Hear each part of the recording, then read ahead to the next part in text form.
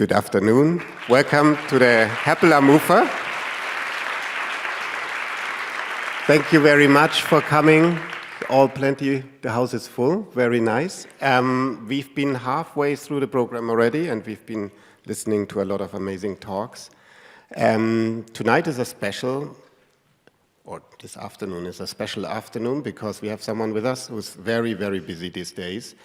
And despite his busy schedule, he said immediately yes, coming to Talents, and this was a beautiful kind of message for us and very, very encouraging for putting the program together. So I don't want to steal much time from you, and I welcome Todd Haynes, the jury president, and Rajendra Roy, the moderator.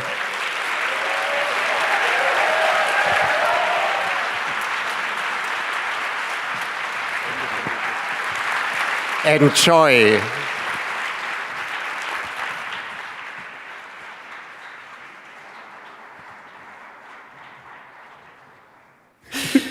Good afternoon, everyone. How you doing? All right.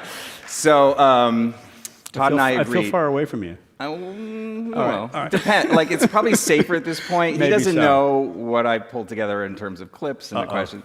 If you appreciate, we can move closer. Okay. Yeah. So this is going to be super informal, if that wasn't clear from the get-go. We asked Tobias if that was going to be cool, and he accommodated us with this red velvet couch.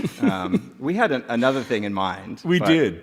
It was going to be even more. It was going to be a little bit of pillow talk, which we both thought of the John and Yoko bed separately, and we were like, "Come on, it's too good an idea." I mean, if we're going to hop in bed together, might as well be on stage in Berlin, right?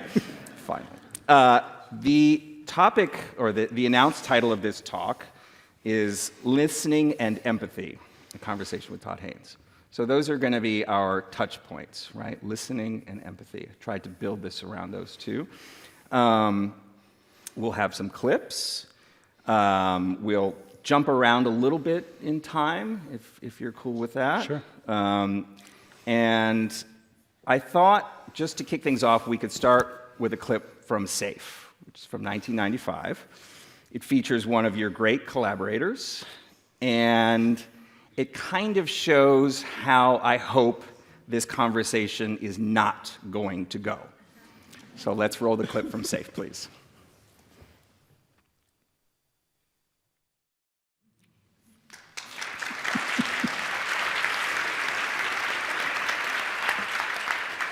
So we do want to know what's going on with you, but I'm not going to sit here and stare at you while no questions are asked.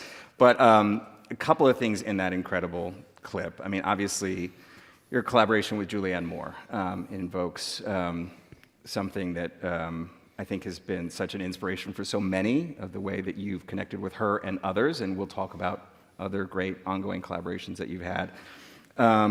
Some other things, I mean, the mise en scène. This is a group of many filmmakers, so I think we can talk a few technical things, but that incredible staging and the production design, it's, again, something that we'll address as we go through looking at your work and talking about it.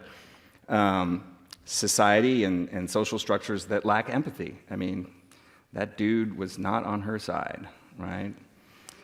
And then lastly is kind of a touch point, or let's just actually kick off with this idea that, no one's really listening to her, right? And that is something that we'll keep looking at or talking about throughout her films, but Carol's kind of on her own and Safe. Mm-hmm.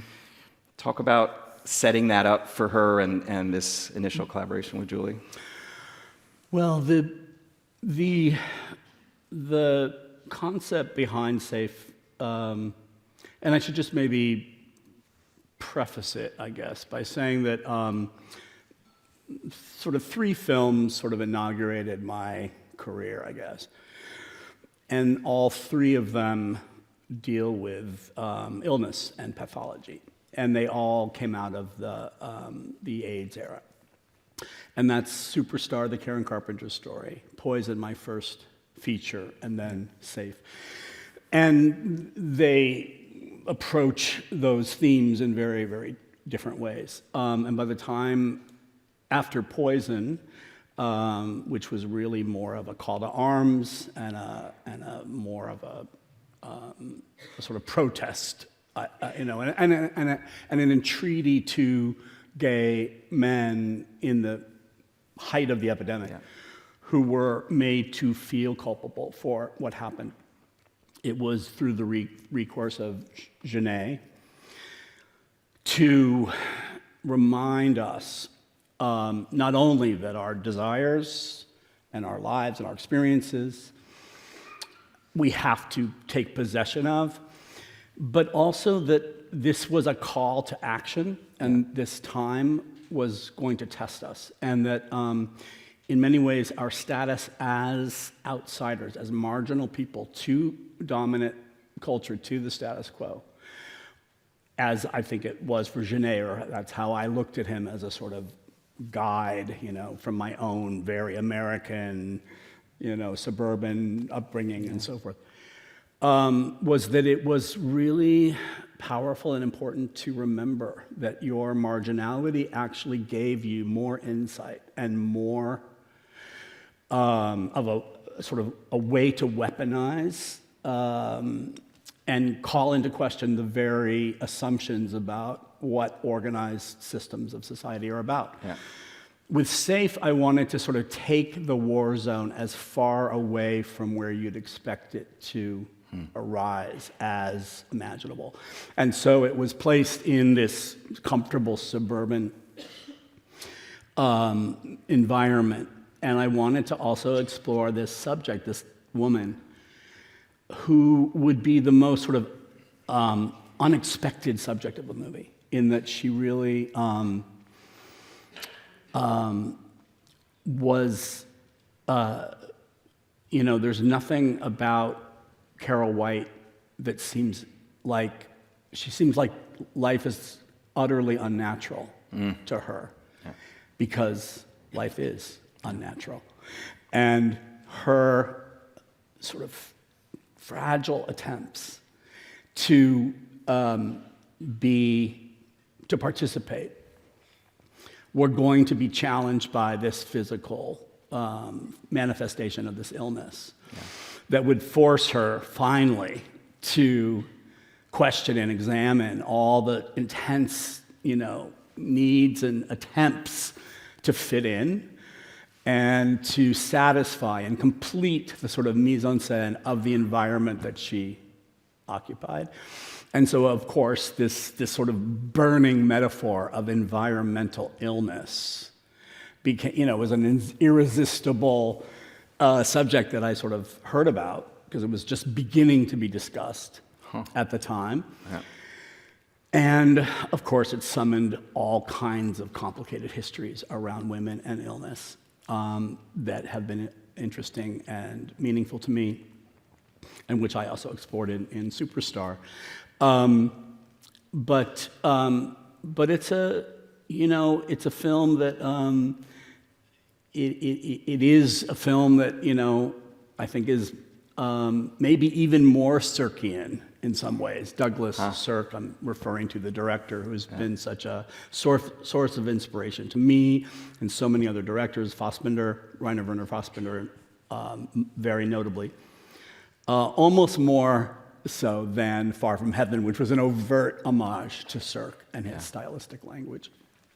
That's I hadn't heard that before about SAFE. That's incredible. Like Sirk, I think, because people talk about, and I'm sure this will come up as we continue, but people talk about, I'm sorry to go on for so long, people talk about the identity of the filmmaker in relationship to the subject matter that they tell. And if and queerness, and is there such thing as queer cinema? Is there such thing as queerness through the view of a director, through their experience? And Sirk, it wasn't gay, but Sirk's films are ultimately so queer in their persistently artificial view of heterosexual American morality, and in the sadness that hovers around their happy endings. Yeah. And Cirque was very famous for his false happy endings. And it's sort of why you don't really cry at the end of a Cirque film, despite the sadness that's generated through the stories. With the exception of Imitation of Life, where you do cry. Yeah. But to me, and we could get into this later if we have time, to me that's like a false happy ending. A false sad ending, Imitation of Life.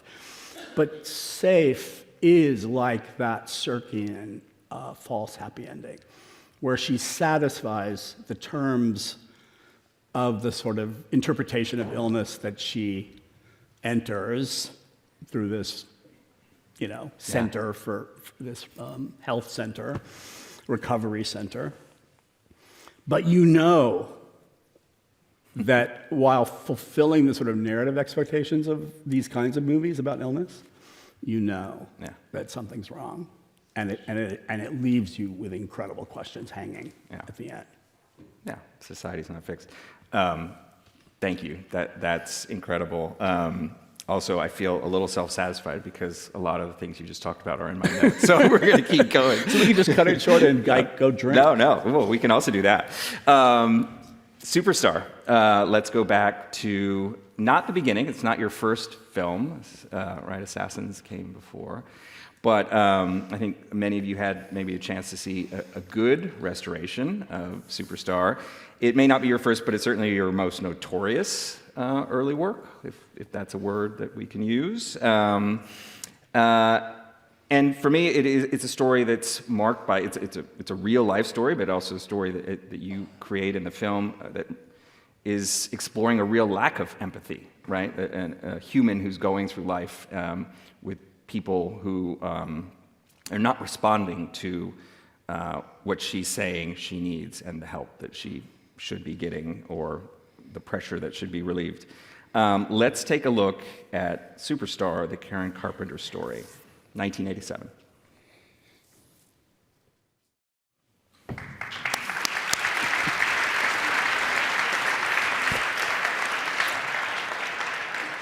Watching the film again, I realized you really loved Karen. Yeah.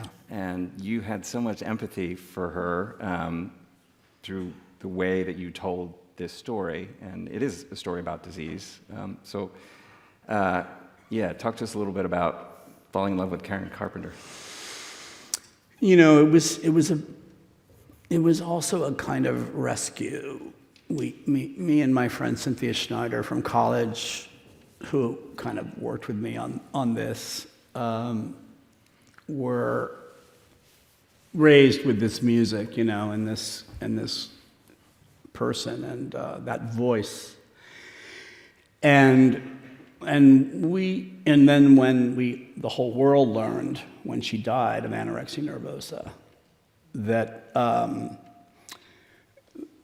that voice that touched on such a kind of unimaginable pain in the sort of little package of the perfect American pop song, right?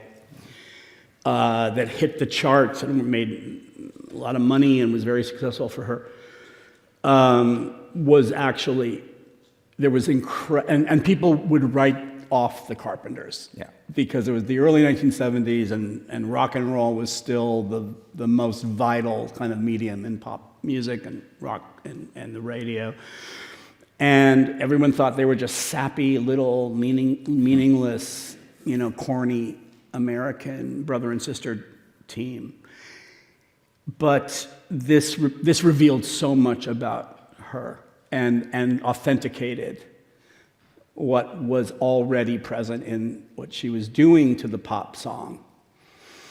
And so all of a sudden it was this opportunity to look back at that time with so many layers and so much weight of the culture on not only the way we look back at that time through the prism of Vietnam War and Nixon and Watergate, but who she was and what she represented. And, really this idea of using Barbie dolls and having this sort of almost superficial, faux, innocent approach to something was, I think, in my way of like replicating what the songs did as well. That you think they're two-dimensional, that you think this is going to be a joke, this movie. And actually, there's so much pain in it. And so that's, I think, how the film ultimately surprised audiences and surprised me in the kind of audiences that came to it. But it was all there in what she'd already done and had sort of been, overlooked.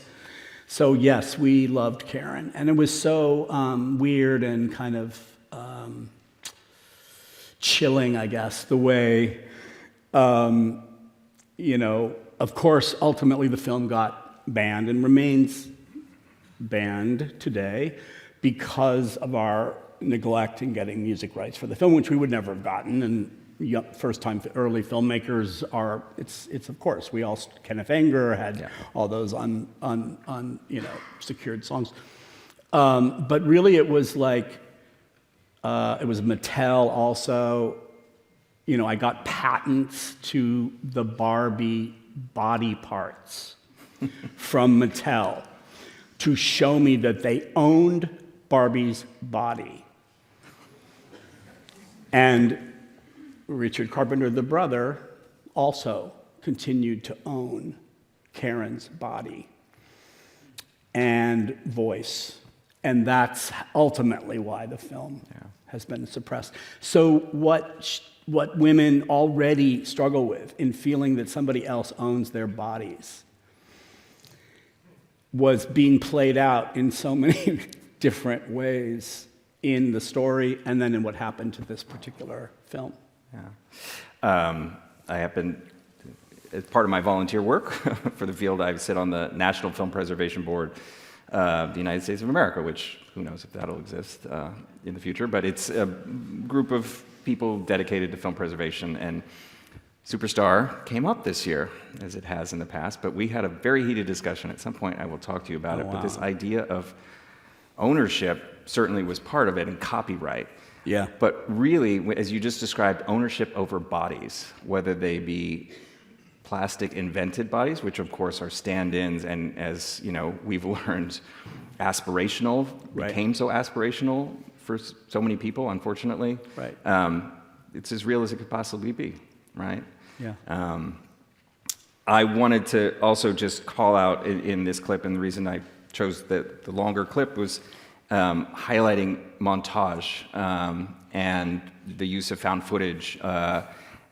Again, something that we're going to see come up again and again. But and I just remember, arriving on the indie scene in the early '90s, and that was so influential, right? It was so there, and I know there was precedent, but the way you leveraged it in a contemporary mode felt so fresh.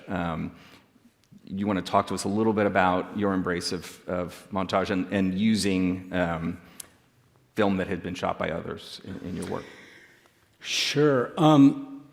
This also, Superstar was sort of at this sort of interstitial time in the kind of progress of or status of the experimental film culture in America at the time, and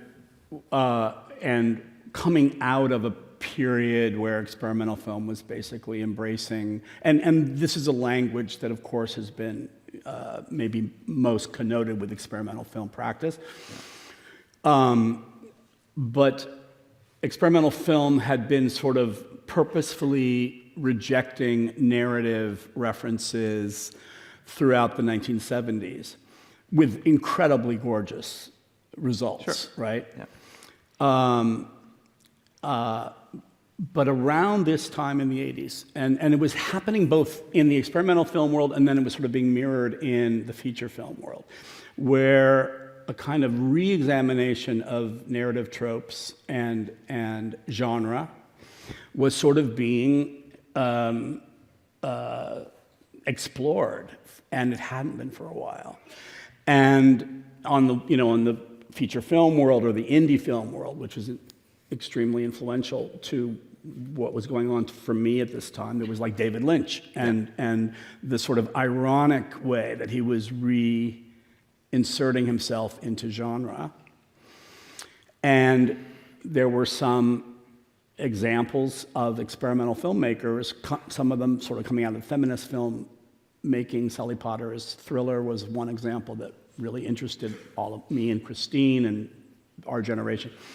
And so I was sort of taking that further with Superstar. But when I finished Superstar, and this was the first, I was trying to get a film of mine played, shown anywhere. And we went to like the Collective for Living Cinema, which was the sort of centerpiece for experimental film exhibition in New York. And they were like, we don't understand what you're doing here. Like there's a story? There's a story. And what is the tone? Yeah.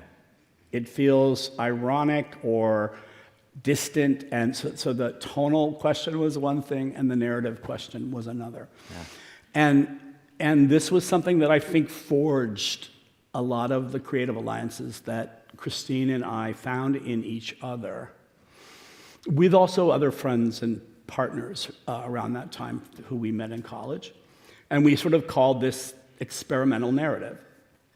And it was in this sort of spirit that we embarked on a nonprofit organization called Apparatus Productions that was started with our mutual friend Barry Ellsworth. And he brought Christine and I into this experiment. And it was to help finance emerging filmmakers in the United States through grants that they would have a hard time competing for NISCA grants or NEA grants right off the bat. And we felt if they were starting to explore narrative, it wasn't like you were doing it alone in your basement anymore. Yeah. You needed some production support. And that's what we felt we could nurture and foster. This is what we were also thinking about in our own filmmaking. Which was separate from Apparatus Productions. But, that was this really meaningful sort of transitional period. Yeah. And I think we just kept at it, and after Superstar made a certain impact, a surprising one among critics at the time who were so receptive to some weird-ass, fucking experimental filmmaker by an unknown person. But I ended up getting a review in the Village Voice by Jay Hilberman and a review in Art Forum by Barbara Kruger. And that, at that time, was so influential. It put me on the map, gave me the possibility to gain grants that would ultimately result in my first feature, Poison. Yeah, which is the next film we're going to talk about. I want to make sure everybody is aware of Christine Vachon, one of your great collaborators, certainly, and someone who is in the audience today. Christine Vachon.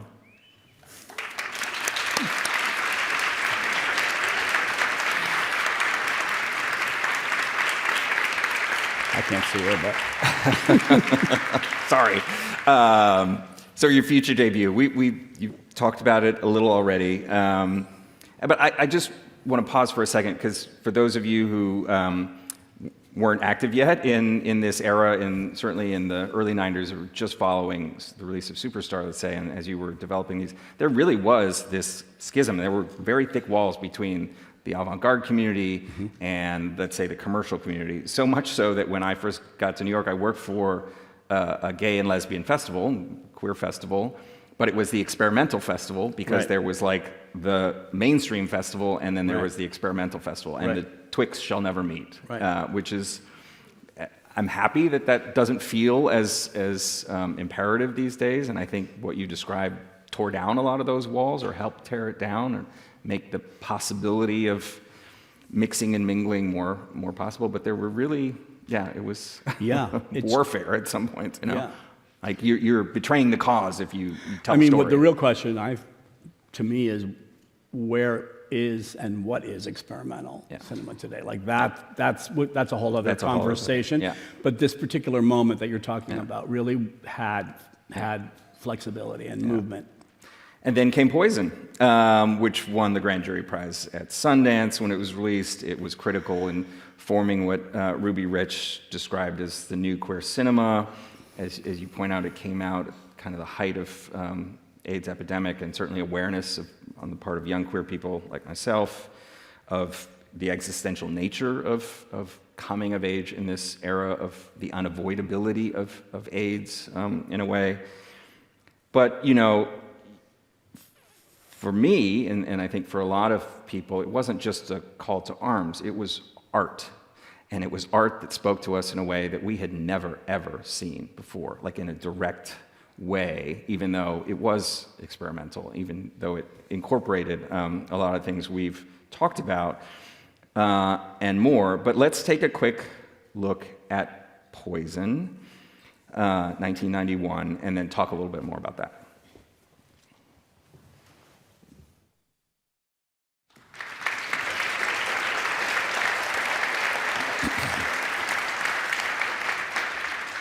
So the reason I chose this clip is because it highlighted for me this interest that you have and have had, and I feel continue perhaps to have in kind of Americana, and specifically in this case, kind of TV culture, and at the same time, simultaneously, if we kept watching the film, queer, quote-unquote, subculture. Right? So this idea of what's available on a mainstream and then what's available to those who seek it out. Can you talk, I mean, like, for those who weren't raised on American television, you know, there's Twilight Zone, there's a lot of references in there, but there's also the beginnings of real empathy, right? Like, between Dr. Graves and Dr. Olson, there's this connection, and sexuality is part of that probably, but there's also a real caring in there. So, but maybe, yeah, this Americana thing. Well, yeah, Poison is a movie that interweaves three different stories, stylistic genres, all of which engage with sort of narrative traditions around the outsider, the other. One is a sort of tabloid-style TV documentary about a boy who disappeared, flew away. The other is this sort of B psychotronic horror movie, cheesy and, you know, and in your face, about somebody who accidentally contaminates himself by isolating the sex drive. And the third is the most overtly indebted, of course, to Genet in a sort of treatment or evoking of one of his prison love stories about that reflect his own experience in prison, Miracle of the Rose, his second novel. And so I think what the strategy was trying to kind of like explore and reveal was that all these stories share their sort of objects. But it's how the stories are told that the audience is forced to compare and contrast. And the attitudes embedded in how stories are told. And the sort of allegiances to sort of different kind of cultural traditions or, you know, connections to the power system. Yeah. That are embedded in different kinds of narratives, and how we are the product of all of these different methods of storytelling, trying to sort of expose their biases, where they come from and why. But ultimately with this belief and in this sort of embrace and empathy, if you will, around the outsider, the person who has been turned into a threat to the society. And the Genet one is the most sort of romantic, and while it deals with more sexual content and more sort of poetic visual language, you're completely shifting between these three stark starkly different styles of narrative. And, to me, it was just like what interested me so much about the response to Superstar is it was like, oh yeah, audiences are sophisticated. They switch around their TV channels all day, and they shift from one genre to the next, and they know exactly what they're watching immediately. We have a fluency that we share, and that's an incredible subtext to, draw from and elicit thinking around, but also feeling around. And so Poison just took that a bit further. And in Superstar, it was navigating between the little star story in miniature with dolls and these more experimental film influence montages and references to cultural language. I didn't, I was sort of learning how to broaden my own expectations about audiences and what I assumed at this time in my career that I would teach film and have the freedom to be an experimental narrative filmmaker. Yeah. But what happened because of the AIDS crisis and certainly because of certain unexpected things like winning the grand prize at Sundance, but also an unexpected violent reaction by the far right against this film and a panic around gay content, if you can imagine that coming out of the far right in America. And that also pushed the conversation and the discourse further. Yeah. But the thing that was so inspiring to be a part of this new queer cinema is that all the other filmmakers that I was in the company of were also experimenting with style and genre and form, as well as content. Gay films didn't just mean you made a movie about gay people. It was also about changing how we tell stories and how we ask audiences to engage and critique and, and like pushing the audience away a little bit doesn't necessarily mean you're pushing away their emotional engagement. Yeah. They think about social language, but they also think about their own desire and their own empathy. And that, I was just learning how sophisticated that resource was in audiences. Yeah. I'm learning with all of you, but for me, Poison was such a, again, it was contemporary inspiration. I hadn't really ever thought of it as prophetic, but as you're talking about helping, engaging with the audiences that have the capacity to consider different narratives and different methods and different strategies simultaneously, flash forward 40 years, that's all we do, right? Yeah. We're on our devices and we're getting multiple things at multiple times. Unfortunately, sometimes it's even you're in a cinema and you're watching, something on your phone and on the big screen. But audiences have that capacity. Yeah, exactly. I want to move to what you moved on to next, which was back to a short format with a film called Dottie Gets Spanked. And I first saw this film as part of the Whitney Biennial. So this was, again, still a time when you had a foot in the art world, right? Firmly. But it also screened on public broadcasting in the US, right, which kind of blows my mind. Hope that would be possible still, not entirely sure.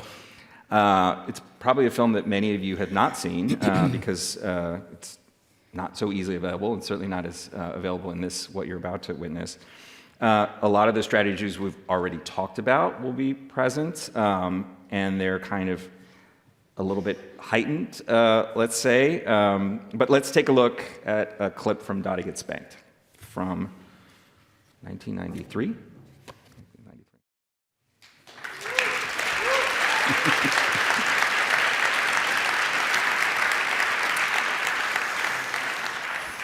So I wanted, I mean, so much in there, and again, an eye-opener to look back on it. But using fantasy from the past, let's say, or referencing the past as part of a fantasy that's really an allegory about the present. Does that make sense? Talk a little bit about that, because this is set in the 60s. Yeah, you made it in the 90s. Yeah. This was commissioned by PBS in a series called Family Television, where they asked independent filmmakers to do half-hour or hour-long films that would be shown on PBS. The budgets were $165,000 for the half hour and $365,000 for the hour. Just for everybody understands, PBS is American Public Broadcasting. The government paid for this. Yes, the government paid for this. And I had gone back home around this time and found a lot of childhood artwork where I was obsessed as a child with all of these female icons. Lucille Ball is evoked best in Dottie, but a kind of hybrid of fairy tale ladies and Julie Andrews and Mary Poppins and etc. And when I was this is a very autobiographical movie, I have to say. When I was seven, my parents were on vacation and they met Lucille Ball. Oh my God. And they called me up and they were like, Todd, we met Lucy and you get to go to watch her show being filmed in LA. I grew up in LA. And I was like, oh my fucking God, right? And I went to the show to see Lucille Ball doing her show. This is the last of the Lucy shows. Here's Lucy. And I meet this, and I met her. I gave her my little book. It's exactly the book that Stephen Gale gives to Dottie. But I see this woman who is running the whole show. And she is in control. And the director is like a prop, right? She's doing it all, of course. Hi, Christine. But what is she playing? What is the character of Lucy? It's a masochistic sort of hungry child for fame, who gets thrown over Ricky's lap and spanked occasionally in several Lucy episodes.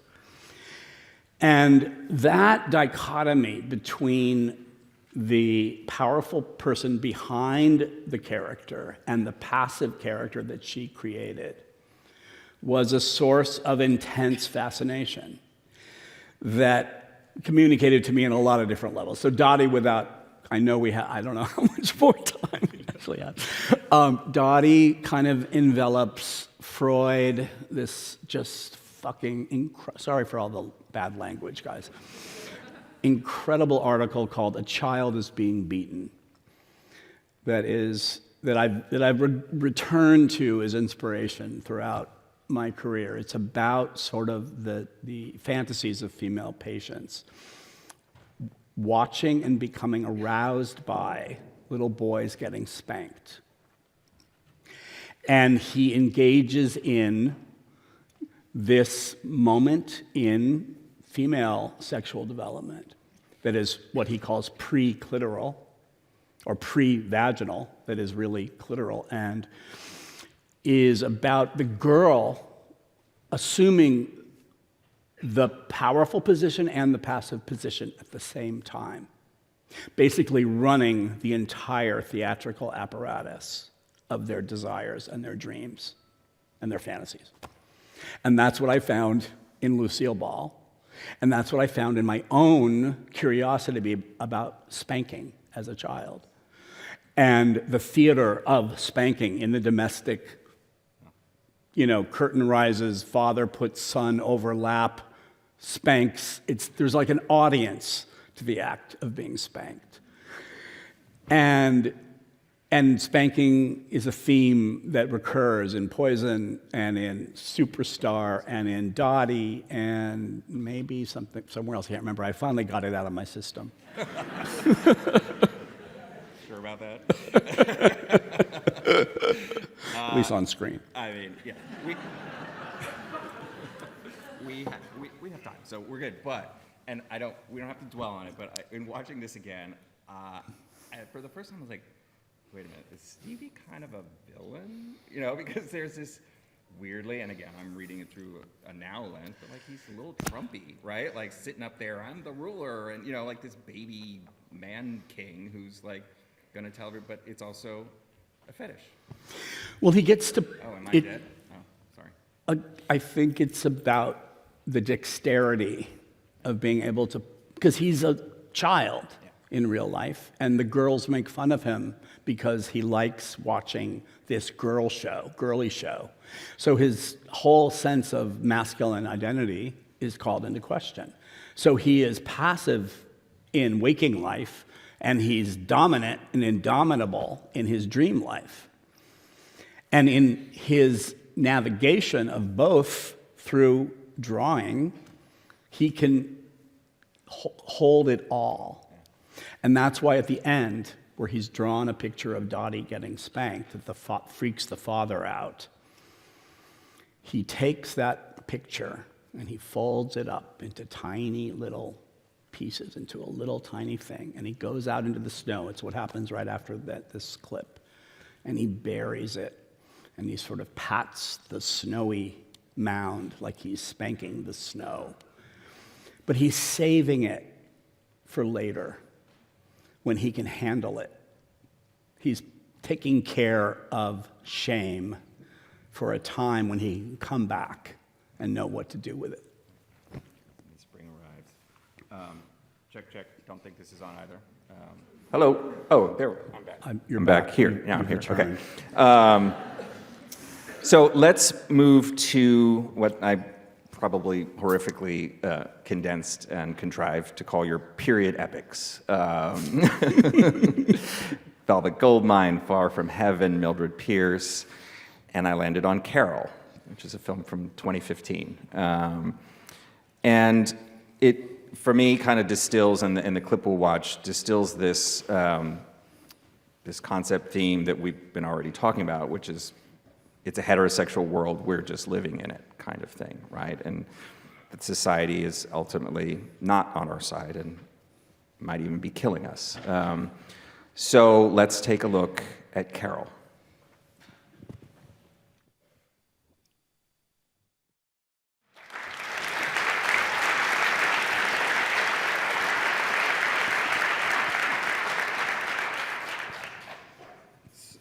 So, morality as a weapon.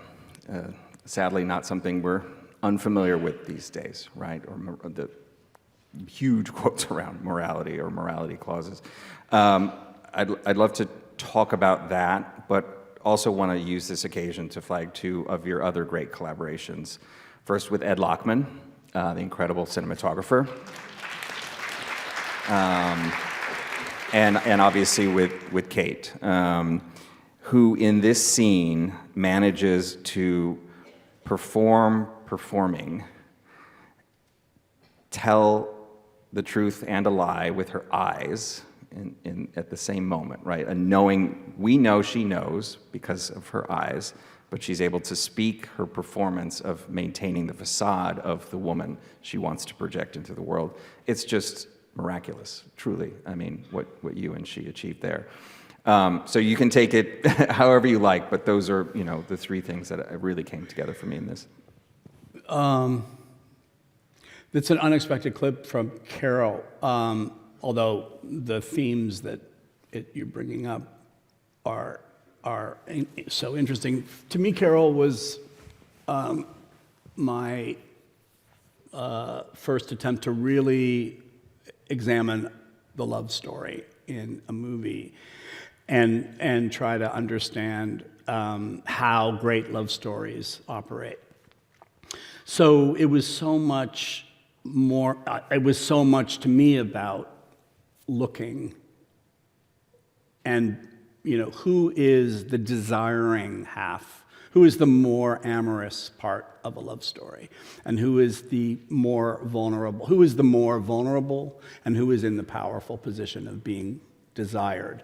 Through most of Carol, because it's really the story of Rooney Mara's character, Therese, and Carol as the object of her desire, and Therese is an aspiring photographer, so a lot of the film is about her looking and framing, and it's the first script of mine that I didn't write that came to me as an adaptation of the Patricia Highsmith novel, The Price of Salt.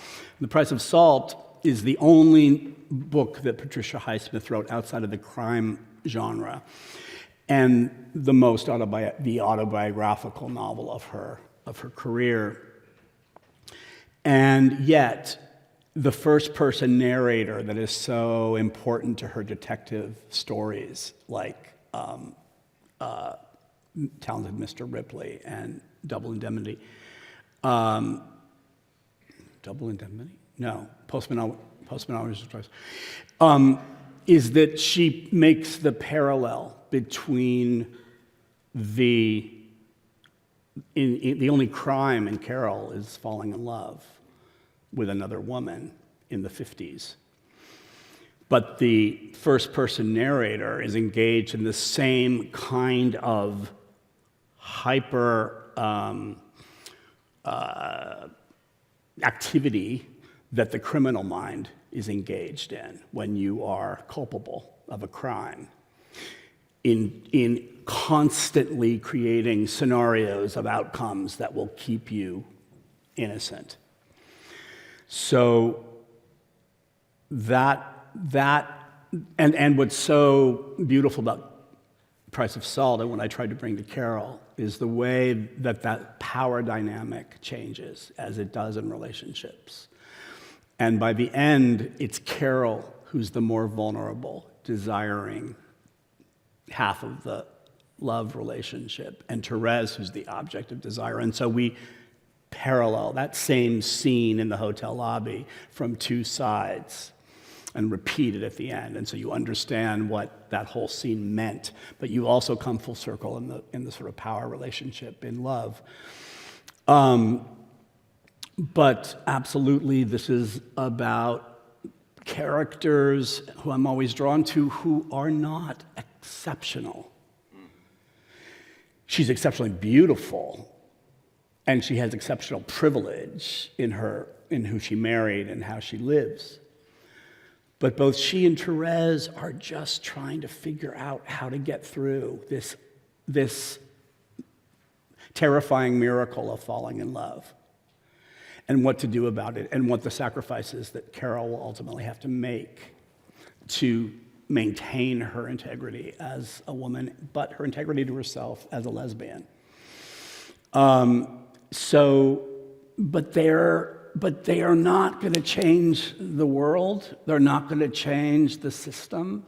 You're going to watch the system press down on regular people like us, like all of us, and watch us move as best we can under those constraints.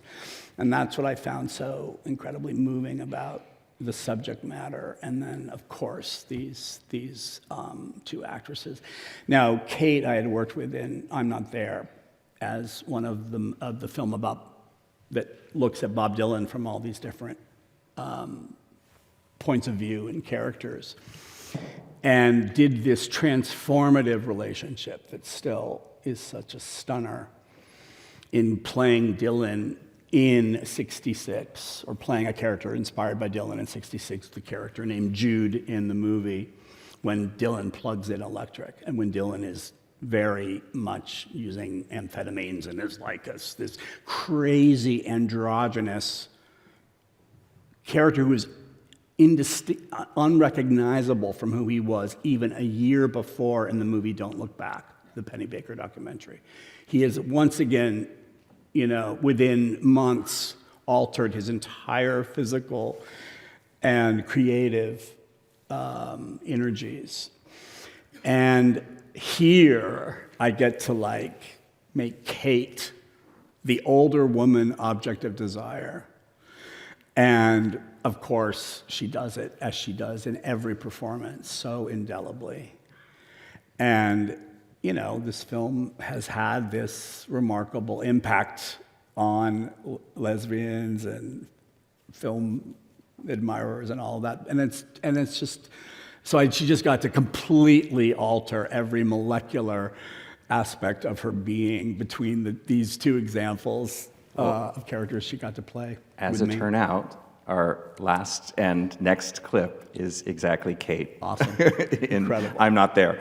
And what I would invite you, the audience, as I did, is to think about evolution and change as artists, both in relationship to this clip, but ultimately, hopefully, we can talk about after the clip in relation to Todd's work, and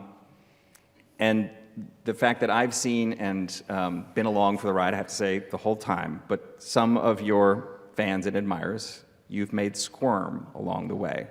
So as we watch this clip, I invite you just to do this thing that I did, and you may hate me for this afterwards, but not for long, hopefully. When you hear Mr. Quinn, put Mr. Haynes in the dialogue instead and see how that works. Let's roll the clip from I'm Not There.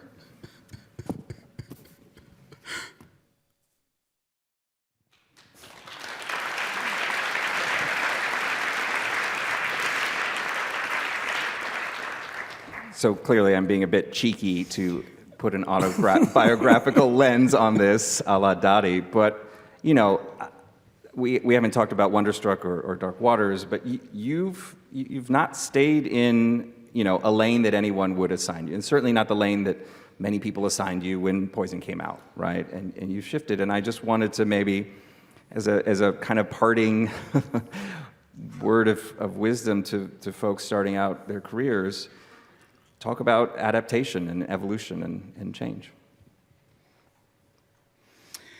Yeah, I think it's about, for me, it's about, and I think for emerging filmmakers and for the practice of filmmaking, it's I guess, always feeling like you are a student of the medium. And that even things that you feel you've achieved or explored deeply, there's going to be another place to turn, and that will strip you naked once again and make you scared and make you curious and make you lean in to what other filmmakers who turn you on, how they approached that particular change in their career, and what they've done with that genre or that different kind of storytelling that you are turning to yourself, and gaining as much of that resonance and that fortitude from what you see around you.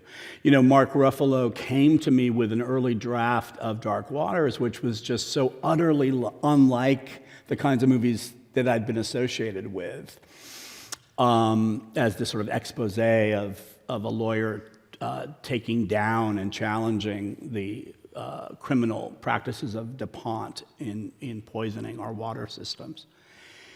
But he didn't know how much I was an obsessive and passionate lover of the paranoia cinema from the 1970s, and those exact kind of stories, you know, that Gordon Willis would lend so exquisitely were things that I would continue to turn to. So, of course, there's always going to be other pockets of desire and inspiration that isn't even necessarily the thing that people attach to you. And I just, you know, the very fact that he came to me with that just led us down this whole other journey together, which was so great. Fantastic results, by the way. Oh, thank you. Fantastic results. Thank you so much. Yeah. Thank you. And Mark is just among these extraordinary women who I've associated myself with. Mark is just he's just such a fucking brilliant actor, but he is just one of the great human beings. And it just goes to, and men, straight men, like what a beautiful example of a creature. There are a few, yeah. So I've been so blessed with the kinds of people I've been able to work with time and again. Todd, we're blessed to have spent this afternoon with you, to have learned from you. I certainly have. I hope the audience has. Berlin is very, very lucky to call you their president for the 10 days that you're here. Good luck with all the work you have ahead of you. We can't see what seat comes next. Todd Haynes, everyone. Thank you. Oh, thank you so much. So lovely. Oh, my God. Thank you.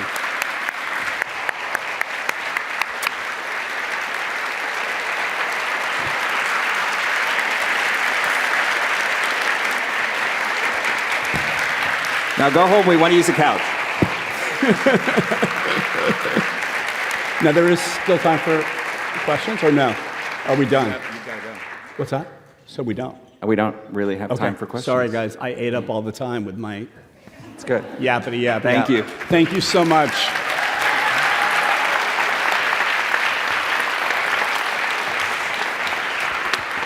Amazing, Brian.